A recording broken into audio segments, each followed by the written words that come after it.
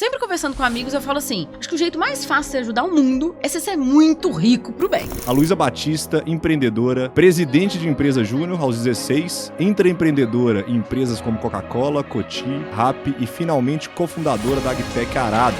Uma vez é sorte, 2 vezes aí já é competência. E 3 então, hein? Só a Lu mesmo. Fall in love with your problem. Let go your ideas and stick only with your values. Eu tenho um propósito também que é não sente nenhuma cadeira onde todos na mesa são homens, sem falar de feminismo. Se a gente conseguir transformar a vida de algum dessas 5 milhões de famílias agricultoras que existem no Brasil, eu vou estar muito feliz. O grande objetivo da empresa é aumentar a qualidade de vida para pequenos e médios produtores rurais no Brasil. E lembro que eu ganhei um prêmio depois, meus pais foram buscar, e eu faço piada com isso, porque EBITDA negativo no primeiro ano dessa empresa. Meu pai sempre falou, te dói, o problema é seu. Quais são as coisas que eu posso fazer da minha vida que vão precisar exatamente dessas qualidades?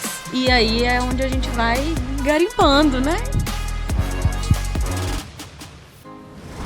Fala garimpeira, fala garimpeiro, muito prazer, mais uma vez, uma honra estar aqui com vocês, mais um episódio.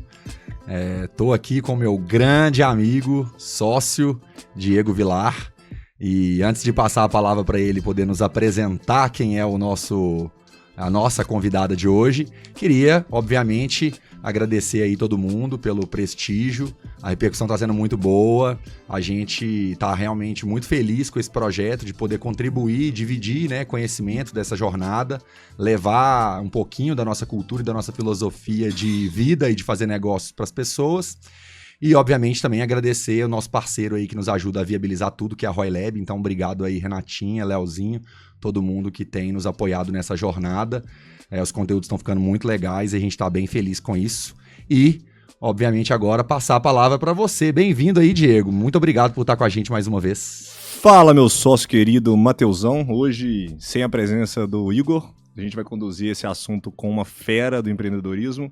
Um papo raiz, né? Porque aqui a gente fala o que dá certo e o que não dá certo também, né, Mateusão? Principalmente o que não dá certo. Perfeito.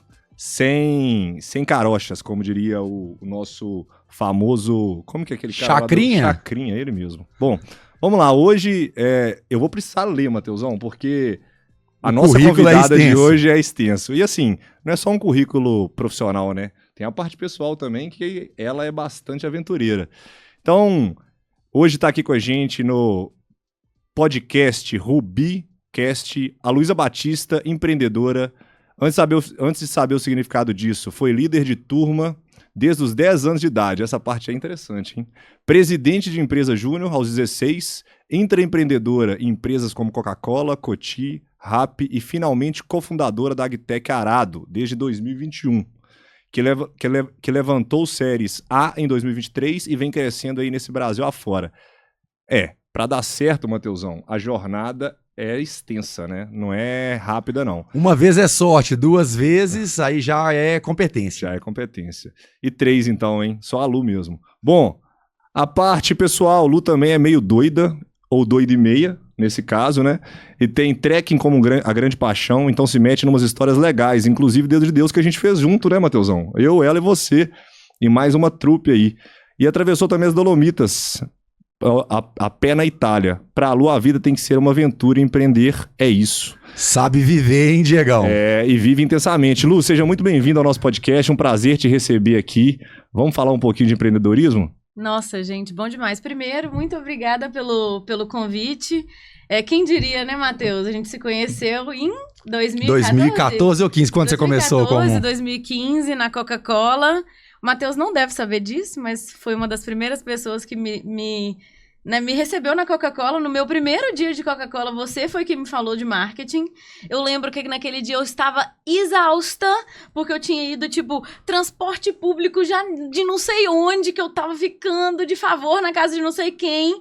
Meti lá em Jurubatuba e você foi me falando tanta coisa. Eu absorvi 10% do que você falou. Jurubatuba, pra quem não sabe, é lá perto de Interlagos. Lá perto de Interlagos. Eu achei que era uma cidade do interior. E quem diria, a pessoa que me zoava de tanto inglês que eu falava... É a que mais usa a expressão em inglês hoje, né? Hold your horses, Luísa. Aqui estamos. Então, obrigada, meninos, pelo convite. Prazer todo nosso. E Vamos falar um pouco de história, que eu acho que tem umas coisas legais e não muito legais para compartilhar, mas quem tá do outro lado, ao ouvir as coisas não muito legais, também fica feliz ao ver que as histórias são assim. Então, obrigada. É aquele negócio, né? A gente não precisa errar se a gente sabe escutar as outras pessoas. Então, quem tá escutando o podcast aí não precisa cometer os mesmos erros que a gente já cometeu, né, Lu? E é bom que as pessoas saibam que o empreendedorismo, ele é, na maioria das vezes, sobre histórias difíceis mesmo. As alegrias, a gente tende a compartilhar muitas vitórias, né? As alegrias, a gente compartilha pouco o sofrimento, a jornada, as dificuldades. Mas acho que aqui é um lugar em que a gente também não quer ficar retratando só os louros, mas também trazer um pouquinho de, cara, pô, eu tive esse desafio, foi realmente, eu não sabia como eu ia atravessar e como que eu fiz para poder romper essa barreira. Então, se você tem um fracasso no mundo empresarial, deixe aí nos comentários pra gente. Ele é muito bem-vindo. Ele é muito bem-vindo. E vai com certeza ajudar outras pessoas que também fracassaram e que estão no processo dessa jornada. Aí, ó, o nosso social media tá aqui, depois eu vou falar para ele, vamos criar um quadro só sobre fracassos empresariais que a gente vai poder analisar os erros das pessoas. De sucesso, o Spotify tá cheio, exatamente. Né, gente? Vamos meter umas aí. Bora lá. Bom, Lu, quero começar te perguntando sobre a sua jornada, que você foi presidente aos 10 anos, é isso? Não, aos 16. Aos 16 anos. E aí, conta um pouquinho da sua jornada até você chegar na Arado. A gente vai explorar bastante essa questão da Arado aí, mas queria entender quem era a Luísa no mundo empresarial. Eu não tenho nenhum amigo que foi presidente de empresa júnior na faculdade que não virou um exemplo de liderança. E você foi presidente de empresa júnior? Como é que aconteceu isso? Na escola, acredita? Olha foi na escola. E assim, gente, é muito engraçado, né? Que às vezes as pessoas perguntam pra gente assim, quem você é fora do trabalho? E não sei o que lá, e você vai pensando, pô, com 16 anos, não trabalhava ainda, então quem eu era? Eu sempre falo assim, eu acho que eu sou uma executora de sonhos, porque eu abro muito e fecho muito, ou seja, quero fazer muita coisa com um olhar muito sistêmico, né, tendo uma visão muito aberta, mas ao mesmo tempo eu também quero execução, eu não gosto de ver um PPT de estratégia sem execução, eu falo, mas é possível executar? Então, eu lembro que era... Poxa, foi antes... Eu fiz um intercâmbio, um intercâmbio para a Hungria em 2006. Foi um pouquinho antes, deve ter sido no mesmo ano. 2006 teve Copa? Vocês que sabem? 2006 teve a Copa. Então foi 2006 mesmo. Porque o que aconteceu? Aí a gente tinha a empresa júnior na escola ainda. Eu morava em Patinga, sou de Patinga, em Minas. E aí eu, como sempre, me colocando ali à frente das coisas. Às vezes querendo, às vezes não. Às vezes o time mesmo me colocava como speaker ali, e fui presidente da empresa júnior, que na época era um ano de Copa, e eu percebi que a loja do meu pai era uma loja de material de construção. A loja do meu pai precisava de blusa da Copa, todo mundo faz blusa da Copa, né? Então, blusa personalizada e tal. E eu falei, por que não, né? Eu vou fazer esse negócio, eles estão precisando. E meu pai vai me ajudar a vender isso. Né? Vende. Meu pai vai me ajudar a vender isso. Só que o negócio é que eu fiz pra uma loja, que era a loja do meu pai, que tinha muitas pessoas, e as pessoas viram e começaram a pedir muito. Eu lembro de ter viajado pra Hungria, eu era presidente, eu acabei viajando, fiz intercâmbio, e tinha um monte de blusa pra fazer. E os leads chegando. Os leads chegando. E a gente tinha muita produção pra fazer. Gente, eu tinha 16 anos, eu ia de ônibus pra um bairro, não sei que bairro, pra ver uma costureira que... Então, assim... Por isso que eu falo, eu acho que a mentalidade empreendedora, ela vem um pouco antes, a gente tem que procurar ali. E quando vocês convidaram aqui, eu fiquei pensando um pouco assim, deixa eu tentar entender de onde vem tudo isso, sabe? E aí lembrei disso, e isso acabou sendo grande fator de eu conseguir algumas vagas de trabalho, etc. E lembro que eu ganhei um prêmio depois, meus pais foram buscar, e eu faço piada com isso, porque EBITDA negativo no primeiro ano dessa empresa. E eu falo, como é que eles conseguiram me dar esse prêmio, já começou com um runaway muito enxutinho. Mas eu falei, eu acho que foi o melhor investimento do seu pai. Ele deixou o EBITDA negativo, mas te ensinou a empreender no primeiro momento. Eu acho que a gente tava investindo pelo crescimento da empresa e tudo. Mas assim, vendemos muita blusa pra Copa, todas as empresas ali do bairro compraram com a gente, fizemos muita coisa. percebi a dificuldade, percebi que comunicação era importante, percebi muita coisa nessa época. Quem nunca teve uma empresa que vendia muito com o fluxo de caixa negativo, atire a primeira pedra. Sabe viver com risco. E essa não foi a única, né, gente? Essa foi uma Essa foi só a primeira. Então, com 16 anos, e quando eu olho pra trás, eu falo, caramba, que bom que eu tive essa oportunidade. Também, bem, muito pela família, acho que a gente vai passar por esse assunto por aí, mas acho que foi isso, essa história. E depois da empresa Júnior, a sua primeira experiência com a EBITDA negativa, a sua primeira experiência empresarial? Não, mas aí como empreendedor... você diz com profissional já, profissional. Não, profissional, vamos lá, né? Eu fui pra Hungria, voltei, e depois eu fui direto pra Coca-Cola, né? Na minha pós-graduação, fui direto pra Coca-Cola. Entrei como trainee lá. E é engraçado, né? Eu sou formada em Relações Internacionais. Quando eu morei na Holanda, porque eu morei na Holanda em um intercâmbio da PUC Minas, onde eu sou formada, fiz o intercâmbio. Quando eu fiz esse intercâmbio mais para o marketing e administração na Escola de Ciências Aplicadas de Haia, na Holanda. E lá eu pude perceber como era pé no chão e real as coisas. Me apaixonei totalmente, ainda mais pelo empreendedorismo e pela execução das coisas. Lá, nessa Escola de Ciências Aplicadas, eles te colocavam para fazer trabalho com empresas reais. Isso eu me apaixonei, porque eu tava fazendo relações internacionais na PUC Minas, algo super teórico, que agregou muito, mas em outros lugares da minha carreira. E lá eu lembro de ter feito projetos com o Greenpeace e com a Embraer. E aí eu escolhi a Embraer como case, sendo uma grande empresa brasileira, e eu falei, a Embraer vai vender avião pra Índia e pro Canadá. Eu tenho certeza, por causa do tamanho, as frotas. Isso era uma teoria da sua cabeça ou você tinha Era uma teoria da minha cabeça com o que eu tinha ali estudado da Embraer. Do nada. Um ano depois, a Embraer fecha avião na Índia. Então eu falei, cara, além de tudo, é evidente. Não é que eu tava indo pro lugar certo. Então, assim, eu fiquei apaixonada por aquilo de ser possível, E em todo nesse caminho do que a gente fazia ali de trabalho, eu tinha que ligar pra gente da Embraer, eu tinha que conversar com pessoas pra entender se eu tava indo no caminho certo. Então eu achava aquilo tão real, perto do que eu já tinha visto, que aquilo, assim, fazia meu coração bater mais rápido. Eu falei, tem alguma coisa aqui. Então foi muito legal trabalhar com o Greenpeace de perto, com a Embraer de perto, e depois de um tempo eles executarem algo que eu falei, poxa, se aquilo fazia sentido na minha cabeça, em algum lugar fazia sentido. Então, foi muito legal isso acontecer assim, e aí, bem, depois que eu entrei na Coca-Cola, você fez a pergunta e vai eu aí, se vocês deixarem. Não, vai falando. Pode ir. Falando da manhã. Eu entrei na Coca-Cola e aí eu fiz esse assunto todo pra falar que entrei no marketing, apaixonada por esse. Sentava na minha frente. Sentava na sua frente e a gente conversava pra caramba. E aí E achei que eu iria ficar dentro do marketing sempre, né? Aquilo ali de ser marqueteiro. Quando eu fiz a estrutura de trainee da Coca-Cola, ela era composta por 3, que a gente chamava de job rotations, né? Então, obrigatoriamente, você tinha que passar por 3 áreas diferentes dentro da empresa, fazendo um projeto em cada uma dessas áreas. Após isso, você entrava como coordenador em alguma dessas áreas. Fiquei em marketing e depois me passaram para planejamento estratégico, onde lá ficava o maior carrasco da empresa. Se ela ouvir aqui, gostaria que ela soubesse que eu amo ela ainda.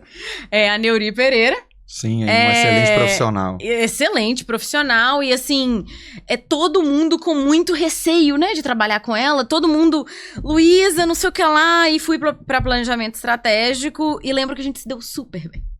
A gente se deu super bem e quando eu vou um pouco algumas vezes pra família aqui, porque eu acho que meu pai vai ter uma construção muito grande no que eu faço hoje, que meu pai, pelo bem ou pelo mal, tá, gente? O que eu vou falar aqui não tem certo nem errado, é o jeito que eu sou. Não é juízo de valor. Exatamente, é o jeito que eu sou.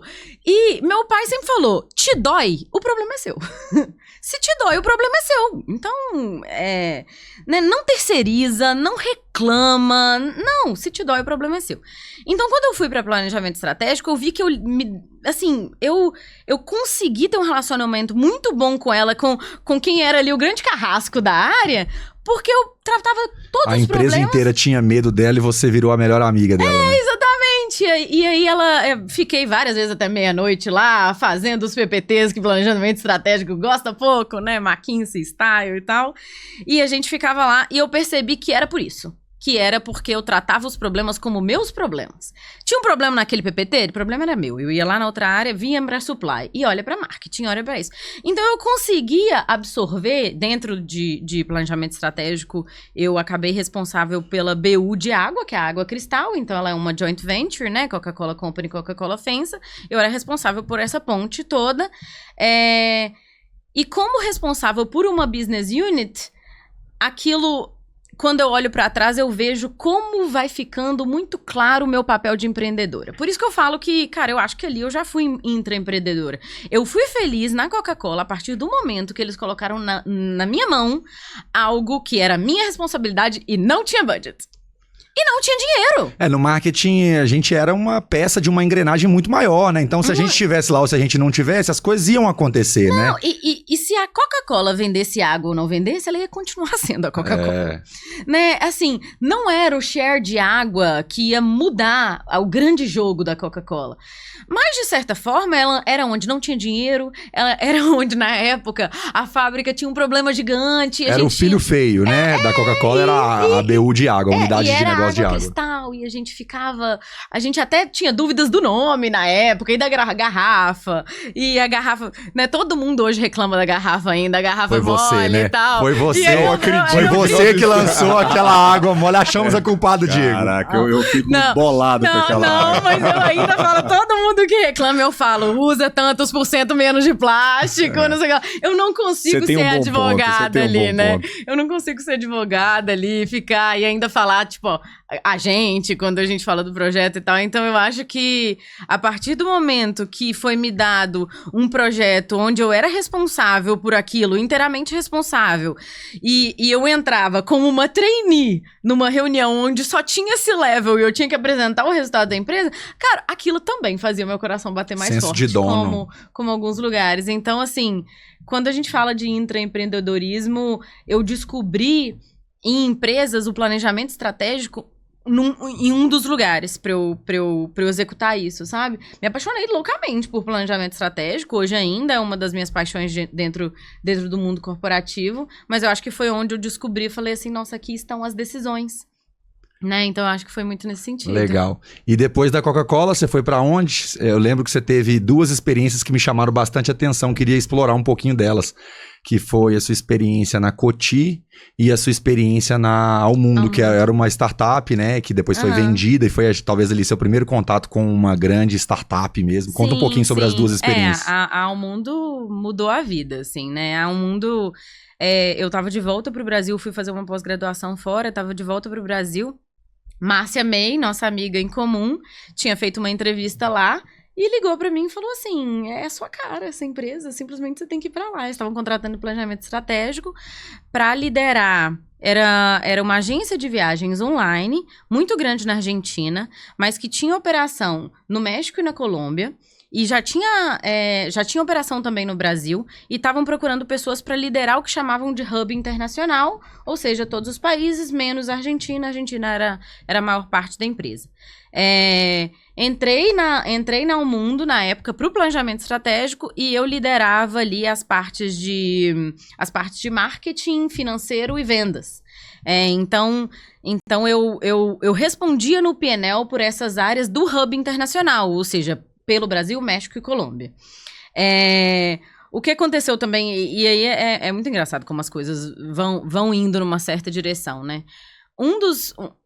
A gente sabe falar muito pouco das nossas qualidades, né? Pelo menos eu, assim, a forma como eu fui criada, a gente se cobra muito.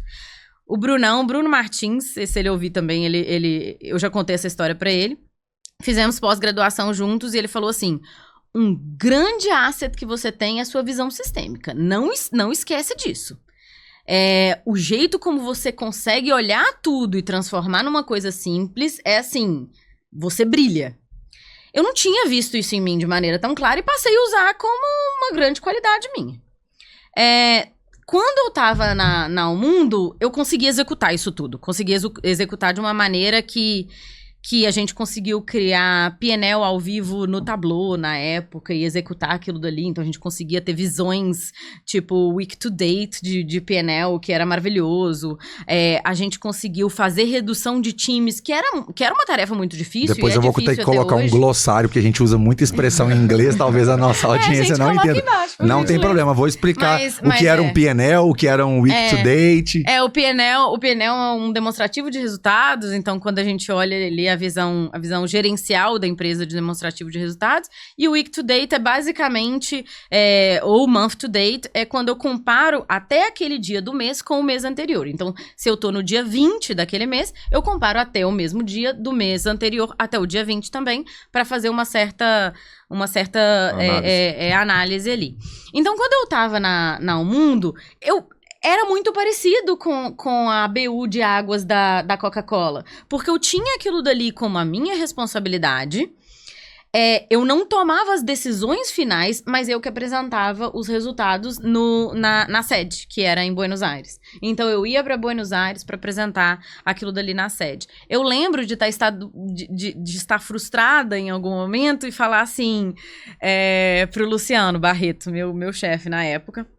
Ele também lembraria, se ele escutar, que eu falar assim, poxa, mas eu tô aqui me sentindo uma secretária, porque eu tô fazendo várias coisas de várias áreas e não estou tomando a decisão.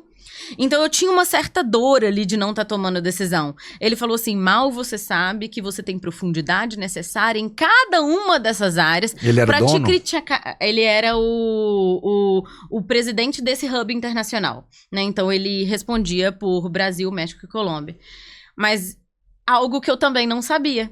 Que eu tinha profundidade necessária. Eu não ia até o fundo, mas eu tinha profundidade necessária para criticar cada uma dessas áreas a qual eu era responsável dentro do planejamento estratégico. Nesse momento, você estava fazendo papel de PMO. Nesse momento, eu tava fazendo papel de PMO sem saber. Sem saber. Porque ali eu tava liderando e cheguei a liderar, cheguei a ficar tempo suficiente na Colômbia pra ajudar na reestruturação ali, sem saber que o papel que eu tava fazendo era o papel mais próximo ao empreendedor dentro de uma empresa.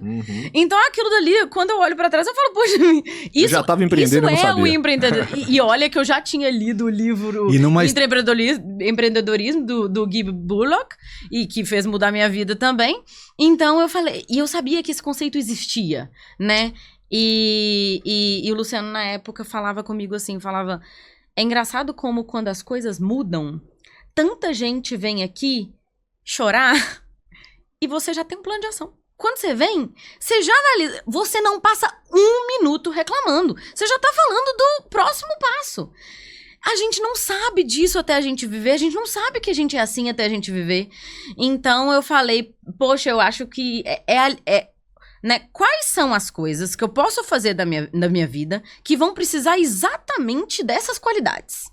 E aí é onde a gente vai garimpando, né? Igual vocês gostam. Legal demais. Ô Lu, Almundo era uma agência de viagem numa época que só a CVC vendia fisicamente no Brasil e ela vendia online, uma startup, né? Conta um pouquinho desse desdobramento depois. O que aconteceu? Assim, na verdade, já existia Submarino Viagens, já existia a Decolar, grande player do mercado também. Ela foi, inclusive, vendida para a CVC, a Almundo, na época. Primeiro M&A da sua vida, foi esse? Foi. Aí ela foi vendida e aconteceu várias mudanças nesse caminho e tal. Eu lembro que ao ser vendida para a CVC, o time de tecnologia do Brasil ia fazer a parte da Submarino Viagens no Brasil. Então, a Submarino Viagens ia acoplar ao Mundo. No final, não sei como tudo isso ficou. Confesso que eu não sei, porque veio a pandemia e aí desestruturou todo o mercado de turismo existente.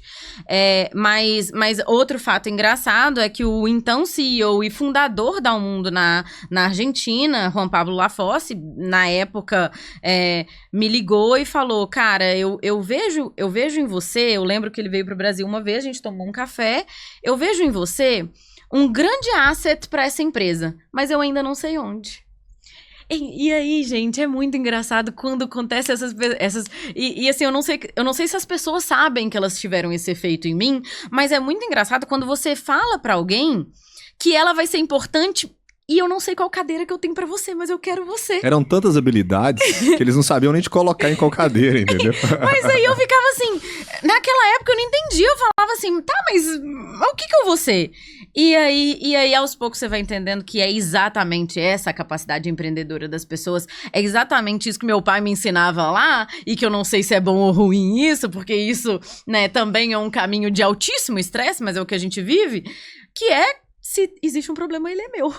Então, por que não ter dentro da sua equipe uma pessoa que deixa tão pra dentro os problemas da empresa que se transformam na empresa, né? Então é muito bom. E aí eu falava, não, realmente eu era um asset nesse momento, né? Se eu tivesse liderado Submarino Viagens naquela época, eu acho que eu teria sido um asset também. Hoje eu entendo. Teve uma pergunta que o Juan Pablo fez pra mim em todas essas conversas, que eu lembro de ter ficado meio assim, porque ele falou assim, em espanhol, ele falou, te queda grande? É tipo assim, a cadeira é grande pra você? Naquela época eu falei, não, peraí.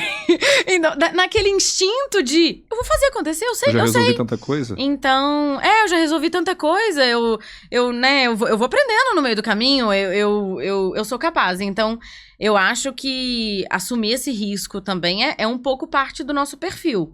Eu acho que o que a gente tá falando aqui é um pouco, né, entendendo os nossos perfis, entendendo para quem tá ouvindo a gente qual perfil eu tenho que ter, será que eu tenho que ter esse perfil? Eu acho que saiba que todos os problemas vão ser os nossos problemas. E a gente vai ter que resolver, né? Então, independente se eu sou bom ou não, né? Independente se eu sou bom ou não. Ô Lu, esse começo de podcast já foi uma porrada, né, Matheusão? Pancada. Caraca, sensacional. Primeiro, parabéns. E aí eu queria te perguntar uma coisa. Eu vejo que todo empreendedor tem uma coisa em comum, né? Que é resolver o problema. A dor da empresa é só a dor. E eu vejo que algumas pessoas, alguns profissionais, chega um momento que ele aperta um botão e fala, eu quero empreender. E muitas vezes ele não percebe que ele pode empreender na cadeira, como você fez.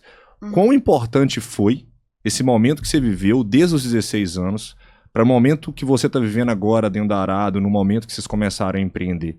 Como que isso impactou? Porque eu sinto que quando a pessoa não empreende na cadeira dentro de uma empresa, porque eu acho que é a forma mais fácil que tem de empreender e mais barata, inclusive. Você empreender na empresa de alguém, né? Mas na hora que você abre um CNPJ e começa a caminhada, o tranco é muito mais forte, as responsabilidades aumentam. Como que isso te ajudou nesse processo agora que você tá vivendo? A resposta que tinha na minha cabeça é quão importante isso foi, eu não perdi dinheiro, né, gente? Assim, quão importante isso foi? Me deixou empreender, aprender a errar e consertar sem estar no meu bolso. Então, assim, com certeza foi talvez a maneira mais confortável. E hoje eu digo aqui de um lugar de extremo privilégio. Eu sei que é um lugar onde eu intraempreendi em lugares onde era possível errar, onde era possível consertar, onde era possível ter feedback e, né, e ter uma pessoa acima de mim. Eu acho que o lugar mais difícil para o empreendedor é não ter um chefe, né? E cadê o pessoal me dando a porrada aqui, etc. Então... Mas deixa eu desmistificar um pouco isso. Você não acha que esse é o caminho mais fácil para empreender? Você diz de ser intraempreendedor? De você Com empreender certeza. em outro lugar, porque quando você empreende e acha que vai mudar o mundo a partir do momento que você abre um CNPJ, mas você não fez isso a vida inteira, a jornada fica muito mais dura, fica muito mais difícil. Com certeza, e eu acho assim que as pessoas que puderam passar por esse caminho, vamos lá, né? Eu acho que uma diferença entre a pessoa que não foi para o mundo corporativo e não teve toda essa experiência cheia de burocracia, cheia de regras, etc., mas também aprendeu menos sobre a construção de cultura e sobre hierarquia. E sobre que existe uma tomada de decisão e que existe regras. Então, hoje a gente vê tantas empresas que dão muito certo ou não familiares, mas que são difíceis, que são um caos e que é difícil lidar. E que eu já estive de alguns outros lados da mesa e falando, nossa, a gente quer uma empresa familiar como cliente, é tão difícil lidar com eles. Então, todos os sócios hoje da Arado, já tendo estado no mundo corporativo, a gente conseguiu criar uma empresa organizada a partir do dia 1. Então, eu acho que sim, deve ser, eu imagino, a maneira mais fácil de empreender. E tendo em casa pessoas que sempre acreditaram em mim e pessoas que, sabe, falaram que a gente acredita que isso vai dar certo, com certeza. Foi uma pessoa, um passo muito privilegiado, né? Mas a partir do momento que a gente abre o CNPJ, primeiro que estando nesse lugar privilegiado para empreender, eu pude também fazer o meu colchão, ter certeza que eu tinha salário para 1 ano se eu não ganhasse salário. Eu fui para um salário 3 vezes menor quando eu saí, então eu tava na RAP, de novo, intraempreendendo, eu era gerente geral de Minas Gerais e Centro-Oeste, então eu tava de novo intraempreendendo, sendo parte da RAP ali de um lugar onde não fazia tanto share no faturamento da RAP, mas mesmo assim eu tinha que dar meu jeito ali. E aí pude perceber, não, eu vou fazer aqui o meu colchão de 1 ano, porque se isso daqui não dá certo, eu consigo voltar para o mercado melhor do que eu fui, melhor do que eu saí. Então eu acho que dentre dos lugares, dentre das opções para empreender, eu tenho o sentimento que eu tive um lugar de muito privilégio, né? Que eu pude aprender, que eu pude juntar minha grana, que eu pude arriscar e ainda deu certo. Então, assim... Sim, esse é o melhor dos cenários. Ô Lu, eu passei a mesma situação que você, quando eu tava na Nestlé, eu também tomei a decisão de que eu ia empreender, e aí esse período entre estar trabalhando numa empresa, né, se dedicando e fazendo o seu trabalho, e ao mesmo tempo já com uma cabeça, porque você já virou a chave, né? Com uma mentalidade empreendedora, eu queria explorar um pouquinho mais desse momento, assim. Quais eram os seus principais medos e como que foi essa jornada, quanto tempo demorou até você falar, bom, chegou, agora é a hora, eu vou pedir demissão e eu vou sair da RAP e vou sentar lá na Arado, tipo, eu fico até arrepiado, tipo, porque eu sei que é o dia que a gente fica com aquele frio na barriga, né? Eu queria ouvir mais de você, como é que foi essa mudança pra você? Um pouquinho de história, né? Primeiro que eu conheci o Vitor, meu co-founder e nosso CEO hoje na Arado, na RAP, trabalhávamos juntos e eu sempre conto essa história, que é muito legal, que é assim, eu era General Manager, isso tem uma estrutura muito comercial na RAP, né? Então esse lugar de General Manager, apesar de nunca querer ter sido comercial, pense bem, e tô aí, 4 anos. E eu tava ali, o Vitor em operações.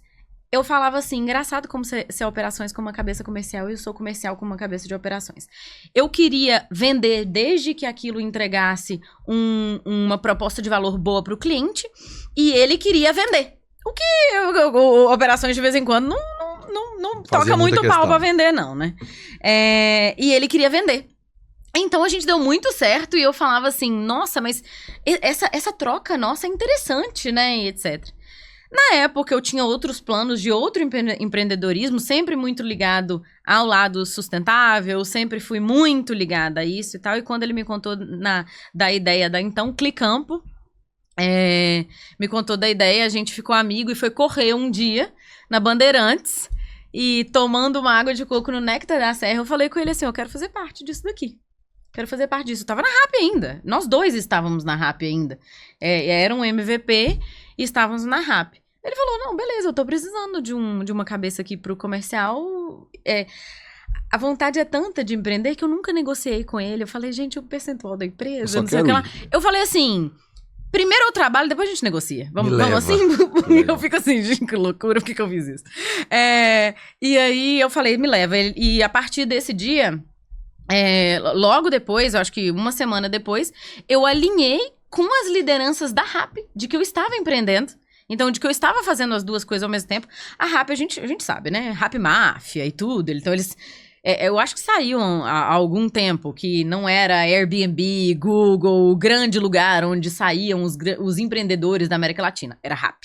Então, da RAP estavam saindo os empreendedores. Então, na própria RAP, eles falavam, pode empreender. Continua aqui empreendendo. Gente, nunca vi uma empresa assim. Eu falei, eles são doidos, né? Como o mercado era muito parecido, então a Clicampo, na época, fazia toda a cadeia logística, assim como a gente faz até hoje, de frutas, verduras e legumes, dos centros produtores até os restaurantes. E eu estava nos restaurantes com a RAP. Então, falava, beleza, vamos fazer os dois ao mesmo tempo. Tá show. Só que eu percebi que eu precisava de 72 horas no dia. Não dava, não. Acabou as horas, né? Só tem 24 horas? Então, Diego, essa é a resposta pra sua pergunta. É um momento que não dá mais. Porque nesse momento você é totalmente apaixonado. Eu nunca trabalhei tanto igual eu trabalhei nos meus últimos 6 meses de rap. Eu fazia 2, 3 empresas ao mesmo tempo. Eu tava eu tinha 3 dias que minha agenda era, tipo, 6 às 10, trabalhar pra Clicampo de noite, depois da rádio. É a hora que o burnoutinho já tava batendo na porta dela. E o pessoal acha que empreender é jornada bonita, né? Entra na banheira de gelo, faz aí, que é legal pra caramba e tal. Vai trabalhar. Mas era assim. E aí, claro, as coisas começaram a dar certo e a gente começou crescendo e etc. Fomos pro CID, né? Que é a primeira parte do pré-CID, depois... amigos e família, né? Etc. Fomos pro CID, onde já entraram alguns fundos de investimento de nome, onde todos os co-founders, né? Todos os cofundadores ali, era necessário que a gente tivesse 100% do tempo na Arado, né? Ô, então... Lu, até aproveitando, explica um pouquinho de como que é pro pessoal entender, como que é essa jornada da empresa que ela é financiada, né? VC-tracked, que a gente chama, financiada por fundos de investimento. Qual que é o passo a passo, só para o pessoal entender mais ou menos como que funciona? O passo a passo já mudou tantas vezes nos últimos anos, eu acho que o passo a passo é novo, né? Eu acho que a gente tem que montar um playbook aí do qual é o passo a passo novo. Resumidamente. Seria ótimo. Mas, normalmente, existe um pre-seed, né? Que é onde a empresa ela tem um MVP e hoje é muito cobrado das empresas que o MVP é um produto mínimo viável, né? Em inglês, Minimum Viable Product. E aí a gente tem que se provar pelo menos que a empresa tem escala. Hoje a diferença dessa escala é que a escala também tem que ser uma escala financeira. Então, ela é escalável e ela também tem condições de se pagar no futuro, mudou um pouco o mercado nos últimos tempos. Depois ela vai para um seed e aí começam as séries que vai de A letra que você quiser. O valor, o dinheiro da rodada vai aumentando. O dinheiro da rodada vai aumentando e o que queremos é que o valuation da empresa, o valor da empresa vai aumentando também. E é legal contextualizar para quem está nos ouvindo, né, que a Arado participou da Série A, ou seja, algumas dezenas de milhões de reais. Isso não quer dizer que os co-founders estão ricos, né, Luísa? Não. Muito pelo contrário. É mais responsabilidade e muito trabalho. E aí, aproveitando, a gente falando um pouquinho sobre Venture Capital e tudo mais, me conta como que é receber um cheque e saber da responsabilidade junto com aquele cheque. Ai, cara, acho que o grande clichê de hoje em dia que eu falo que não é mentira é que ter dinheiro é ruim. Eu não acho que ter muito dinheiro é bom. É a maior responsabilidade da sua vida. Então talvez 90% desse dinheiro você tem que fingir que você não tem. Não sei. Não sei como a gente faria. Então eu acho que a gente cresceu muito fazendo bem coisas certas, fazendo mal coisas erradas, A gente teve diversos lugares para ir. Mas ter dinheiro além do que você precisa é sempre negativo, no sentido de isso vai gerar uma responsabilidade muito grande em cima de founders e principalmente do CEO, que é o grande decisor de alocação de recursos, né? Então, hoje eu vejo que o que é necessário para as empresas e o que é pedido para as empresas, ele é melhor sempre com o recurso somente o necessário. Perfeito. Né? Ô Lu, eu falo que as startups, as scale-ups, elas costumam morrer afogadas e não morrer de sede, né? Até complementando um pouquinho desse seu ponto. E a gente falou sobre a sua trajetória profissional toda, mas a gente não falou. Vamos aproveitar esse momento e fazer um jabá da Arado. O que a Arado faz? Conta rapidinho, assim, resumidamente pro pessoal. Conto. Não, a Arado, ela é uma agritech, o que significa que ela é em agricultura, e ela faz todo o caminho desde o agricultor até o food business, qual ele seja varejo ou restaurante, atravessando toda essa cadeia, que hoje teria 4, 5 atravessadores no meio do caminho, distribuidores, etc. A gente faz todo o caminho de hortifruti, ou seja, frutas, verduras e legumes. O grande objetivo da empresa é aumentar a qualidade de vida para pequenos e médios produtores rurais no Brasil. Por quê? Porque hoje são eles que produzem 70% do que tá... Hoje você serve um prato. Você olha para ele, 70% do que tá ali foi produzido por pequeno e médio produtor. As grandes commodities são produzidas pelo mercado que a gente já sabe, é um mercado gigante. E o resto, que a gente come no dia a dia, é produzido por pequeno produtor. Eles produzem 70%, mas eles pegam 15% do valor. Então, cara, onde que tá isso? Onde que tá esse problema? Onde tá o dinheiro que tava aqui, né? Onde que tá o dinheiro que tava aqui? E essa história, ela vem, a gente gosta de contar, porque é uma história bonita, ela vem do Vitor com avô, produtor e mãe dona de restaurante, sendo que ele conta que ele olhava pros dois lugares e via dificuldade de um lado e dificuldade do outro. Gente, se tem dificuldade dos dois lados... O produtor tá tendo dificuldade, o restaurante também, tem alguém ganhando muito, não é nenhum dos dois lados. O Diego gosta de falar que onde tem um problema, existe uma oportunidade. Exatamente. Então, assim, o que a gente viu foi que numa cadeia hiper fragmentada de produtores hoje, não existe... A gente sempre fala isso também. A última grande tecnologia que foi criada nesse ramo se chama Ceasa, anos 60. Essa é a tecnologia nesse ramo. Então, tem muito espaço, né, gente? Então, é um pouco do nosso jabá que a gente faz. Hoje, quando a gente vai no campo, eu gosto de contar essa história que... mas vocês sempre conseguem pagar mais? Vocês sempre conseguem... É o nosso objetivo, com certeza. Tem vezes que a gente consegue, tem vezes que a gente não consegue. Mas só da gente pagar toda sexta-feira... Você não tem noção a diferença pro cara. Então, você vai lá, você conversa com o agricultor e ele fala assim, antes eu recebi um cheque para daqui a 40 dias. Se eu quisesse adiantar esse cheque, às vezes eu pagava 5% pra troca do cheque. Muitas vezes o lucro do cara tava ali no 5%, o lucro do cara, ou eu trocava ele em 40 dias com quem fosse trocar, e aí... Então, a gente já calculou que média de tempo era 40 dias. Hoje a gente paga toda sexta-feira. Então, isso, eles falam assim, eu consigo prever o que eu vou pagar, eu consigo prever os meus gastos. E isso já é um aumento de qualidade de vida. A gente sabe que o aumento de qualidade de vida, ela vai estar muito ligada à grana que ele ganha ali. Mas a gente quer que isso seja transformado em um aumento de qualidade de vida real. Né? Os filhos dele, onde ocorre um êxodo gigante hoje, eles estão parando de pensar de ir pra cidade, né, pra ganhar um salário mínimo? Eles estão pensando que é possível ficar Meu pai planta morango, mas eu vou pra cidade grande estudar, né? Por que não continuar ali plantando morango? Se plantar morango é foda. Não, e ainda se fossem estudar, né, Matheus? A maioria não vai estudar. Então é assim, né, assim, eu me emociono pra falar e tudo. Tem eu acho que a gente forte aí, né, tem um propósito muito forte e a Arado é isso, assim, e conseguiu. A gente cresceu 30 vezes no primeiro ano. O primeiro ano, desde que a gente abriu, ao segundo ano, fomos de 1 a 30. Que legal, né? Demais. Então, ô Lu, eu quero voltar no assunto sobre o cheque. Gosto dessa parte. Mas, obviamente, com o cheque vem a responsabilidade e também vem um crescimento muito rápido, né? Então, você falou que vocês começaram a ter ali várias coisas a fazer e fazer muito rápido.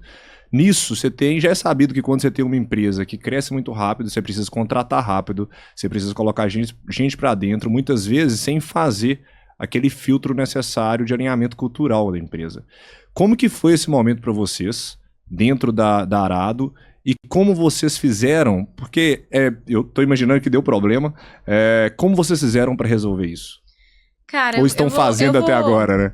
Estamos fazendo até agora, eu imagino que a gente nunca vai parar de fazer. Mas eu acho que eu vou dar um exemplo aqui de crescimento rápido e aí quem já passou vai entender. M&A, comprar outra empresa, fusão e aquisição. É uma forma de crescimento. É um modelo de crescimento que pra gente funciona muito bem, porque já existem muitas empresas. Como nós estamos num mercado, que é o mercado existente, é o mercado de venda de hortifruti. Tem muita gente já fazendo isso.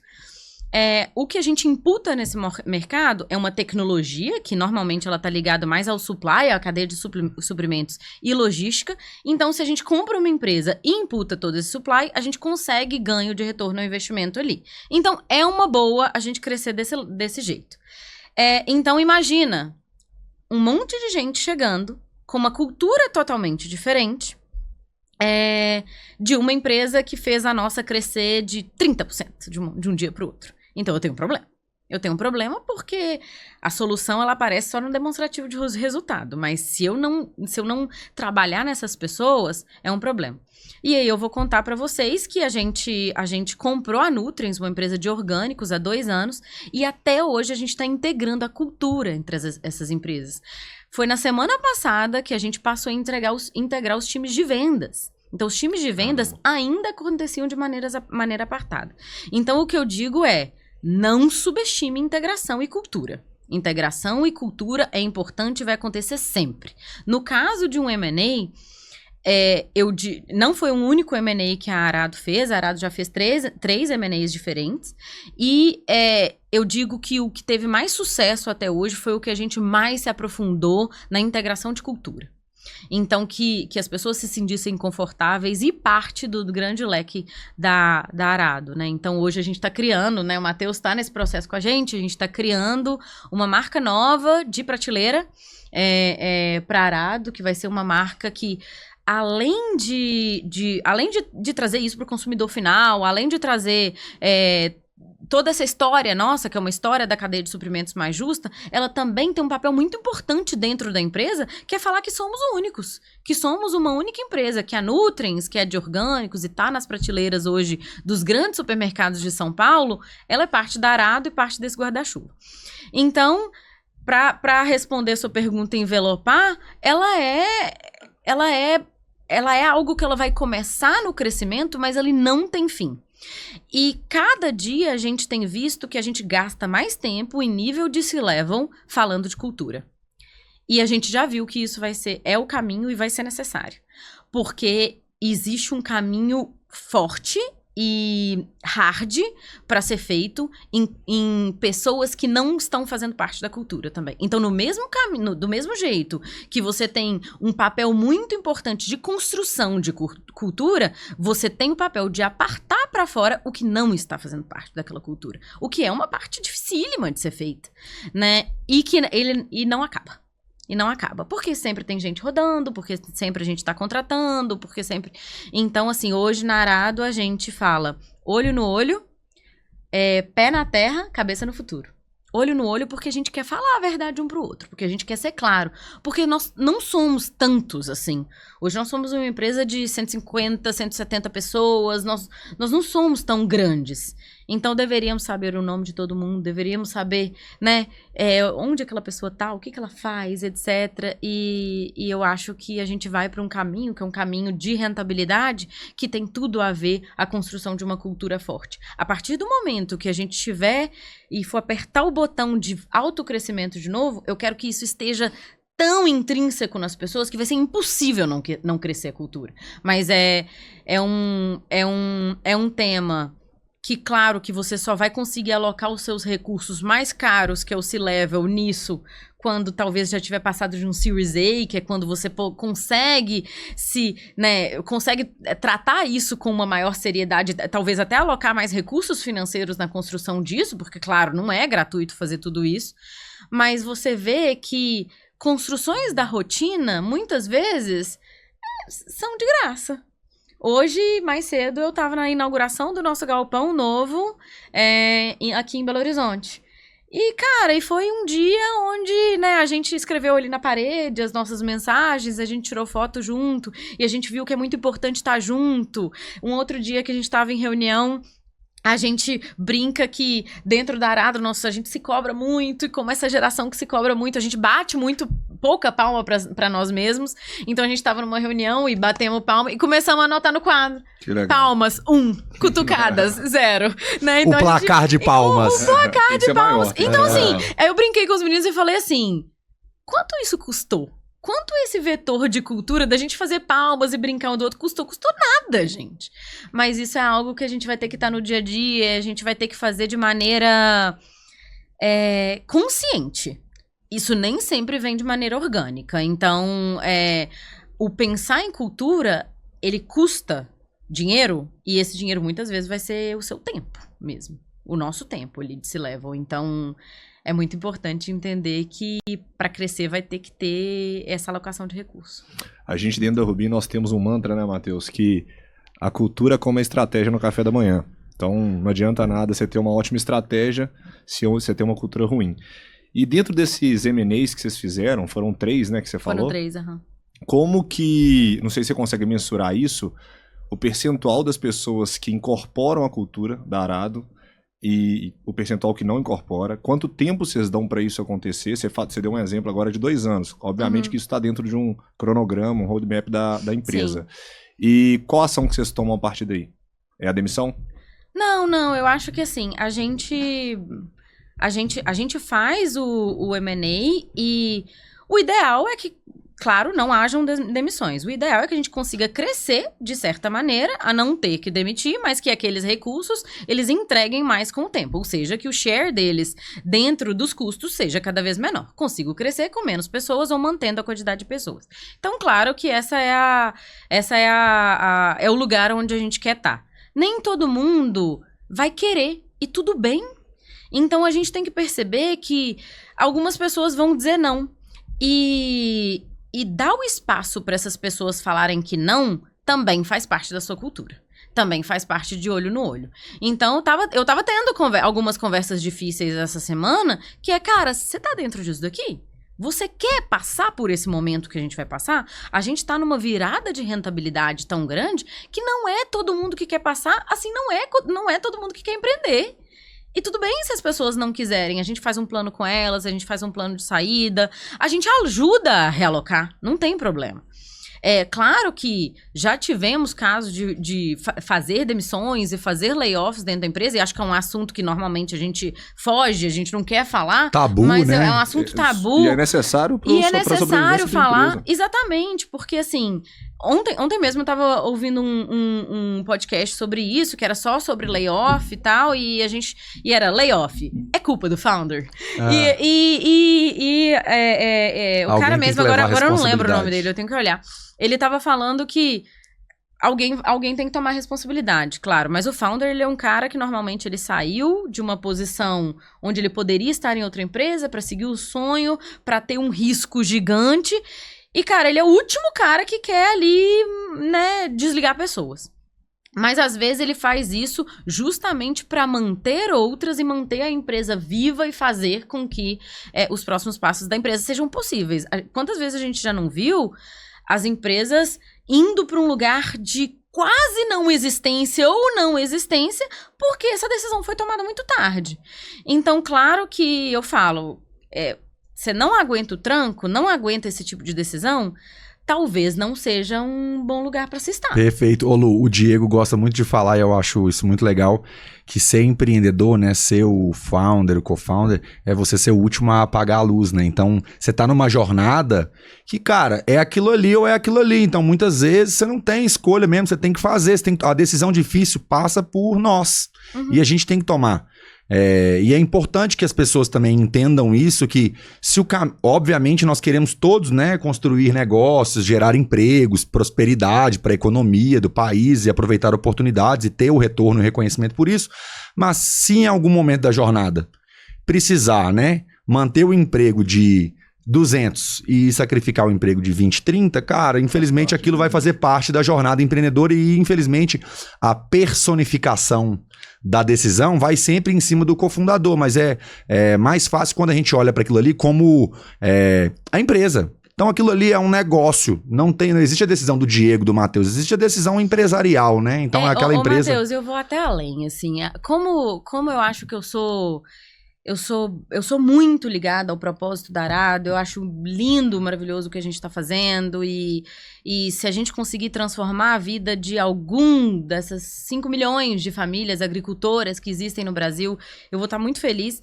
Mas assim, eu sempre tive esse lado mais humano, muito humano. Quando eu falo em estar num lado mais sustentável, normalmente ele vai para um lado mais humano, mais social. E eu sei, e sempre conversando, eu acho que a gente já conversou sobre isso, sempre conversando com amigos, eu falo assim, acho que o jeito mais fácil de ajudar o mundo é você ser muito rico pro bem. Então, a manutenção dos empregos e a manutenção daquilo dali, ele é para manutenção de um propósito muito maior. A gente, em alguns momentos, a gente vai ter que focar em aquilo continuar vivo. né? Então, nesse momento, por exemplo, a gente cresceu num nível de... Quando a gente fez o nosso primeiro 1 milhão no mês, a gente falou, como que isso aconteceu? Quando a gente fez o nosso primeiro 8 milhões no mês, a gente falou, tá, mas existe uma queima aqui. Como que a gente vai fazer? Será que a gente tem que fazer uma retração para que isso seja financeiramente sustentável e isso viva pelos próximos 100, 200 anos que a gente montou essa empresa para que seja assim? A perenidade do negócio, né, Lu? Exatamente. Então, é isso. Eu aprendi um negócio cedo. Na minha primeira demissão, quem já fez uma demissão sabe quão desconfortável é e quão difícil é, né? Ainda mais no começo. E um mentor me disse uma coisa que ficou na minha cabeça. Ele falou assim, a demissão para o empreendedor tem que ser igual o médico que perdeu a vida. Nunca pode ser normal. Mas, infelizmente, acontece. Exatamente. Então, eu acredito que quando a gente fala sobre layoff, a gente fala sobre demissões, a gente também desmistifica um pouco isso, né? Que para o negócio continuar, eu sempre, quando preciso, tô nessa situação, o que eu penso cara, vou salvar, o que o Matheus disse, eu vou salvar um número de pessoas e vou deixar o negócio mais perene por um segundo momento, se necessário, a gente crescer novamente. Mas, Lu, a gente tá indo pro final já do podcast, parece que conversa boa é assim, né? Mais 2 horas aqui. Mas 15 minutos. Enfim, eu queria te fazer uma pergunta e depois quero que você deixe uma dica para quem tá nos assistindo e nos ouvindo. O que a Luísa fez na carreira dela que poucas pessoas fariam para chegar onde você tá? Que isso, gente? Vocês são doidos. Aqui é paredão. O que a Luísa fez na carreira dela. Que poucas pessoas estariam dispostas a fazer, fariam. Cara, você vê hoje no dia a dia, enfim, você trabalha com mais de 150 pessoas de todos os tipos. Mas assim, o que eu acho, tá? Eu acho que eu vou trazer pro lado feminista aqui, porque eu tenho um propósito também, que não sente nenhuma cadeira onde todos na mesa são homens, sem falar de feminismo. Então vou ter que falar, tá, gente? Manda bala. Então, assim, hoje eu me forço a não ficar desconfortável numa mesa só com homens. Eu tenho isso e eu acho que nós, mulheres, temos uma dificuldade que é intrínseca nossa a nos colocar ali, a nos colocar até... Será que eu sou vulnerável? Será que ele não tá se colocando num momento de vulnerabilidade, então como é que eu vou colocar? Difícil, né, tudo isso. E a gente tem essa vulnerabilidade e tudo. E, assim, comunicação é tudo. Comunicação é tudo ao ponto de... conseguir expor sua vulnerabilidade numa mesa só com homens e ficar tudo bem depois daquilo dali e saber que essa pode virar sua fortaleza. Então, hoje, com diversas mulheres que eu converso, existe uma dificuldade maior do que a que eu vivo no meu dia a dia, porque eu vejo que às vezes não existe uma comunicação. Então, a comunicação é tudo. Para as mulheres que vão sentar nessas mesas, vai ser difícil sim, e você vai ter que se comunicar. E você vai ter que falar um pouco da sua vulnerabilidade e esperar que o outro também traga isso. Pode ser que venha? Sim. Pode ser que não venha também. Então, esse lugar é um lugar de extremo desconforto. Ele é um lugar de desconforto todos os dias. São poucos os lugares onde eu sento numa mesa e vai ter 30% de mulher. Não tem. Então, talvez, para responder a sua pergunta, conseguir estar bem com o desconforto. Eu acho que hoje eu fico bem com o meu desconforto. Eu fico desconfortável, eu acho que isso é quase a parte do empreendedorismo para mim. E aí, claro que é parte para você também, Matheus, é parte para você também, é parte para todo mundo. Eu acho que para mulher é um pouco mais parte. Mas eu acho que eu faço disso um pouco do meu caminho de vida, onde se eu trilhar e for possível, talvez mais mulheres vão ver que é possível também. É muito difícil eu me ver nesse lugar de exemplo, sabe? Eu falo, poxa, mas tem tantas mulheres mais foda. Mas será que eu consigo ser uma delas? Então, sentar numa mesa com vocês e me sentir tão confortável quanto vocês estão. Ou fazer desconfortável mesmo assim. Bora lá! Só vamos, né? Só vamos, né? Então, é o tal do tem medo, vai com medo mesmo. Que legal. Né? Colocação perfeita. Então, vou aproveitar e quebrar as regras, né? Porque a nossa ideia tem mais uma cadeira como founder e como sócia aí da Porque ela tá convidada. Alô, Vitor. Tá super convidada. Ô, Vitor. Com a gente. Ô, Vitor, libera ela aí. Libera aí, Vitor. Manda o contrato que a gente assina. Que legal. Bom, não, acho que é até legal comentar. O nosso primeiro projeto, né? Nosso primeiro investimento, nosso primeiro projeto como Rubi foi com uma cofundadora. E é muito legal, ela tem uma história muito bonita e, enfim, né, entre várias outras coisas, mas acho que a sua palavra, ela é muito importante. Para o mundo empreendedor ser uma mulher, eu acho que deve, eu falo eu acho porque eu não sei, né, não estou na sua pele, mas deve ter realmente muitas dificuldades. E eu admiro muito o lugar onde você está, né? A sua conduta e a sua postura durante essa trajetória. Parabéns. Obrigada, gratificante. E é difícil a gente se colocar no lugar do outro até a gente não estar naquele lugar, né? Então, o negro, ele tem dificuldades muito maiores do que a gente. E a mulher, infelizmente, também tem essa dificuldade. Então, muito bem pontuado. Obrigado por isso. Obrigada a vocês. E foi um prazer falar com você hoje. Você que está nos ouvindo aí, ative o sininho se você gostou desse podcast com a Luísa, co-founder da Arado, sensacional. Deixa aí o comentário, parabenizando ela e o nosso podcast. Lu, muito obrigado pela presença. Espero te ver mais vezes aqui. Quem sabe aí como sócia nossa, hein, Matheusão? Já falei, já. É isso, gente. Vamos lá, né? Libera aí, gente. Obrigado, viu, Lu? Um beijo. Abraço, pessoal. Até Valeu, a próxima. turma. Tchau, tchau.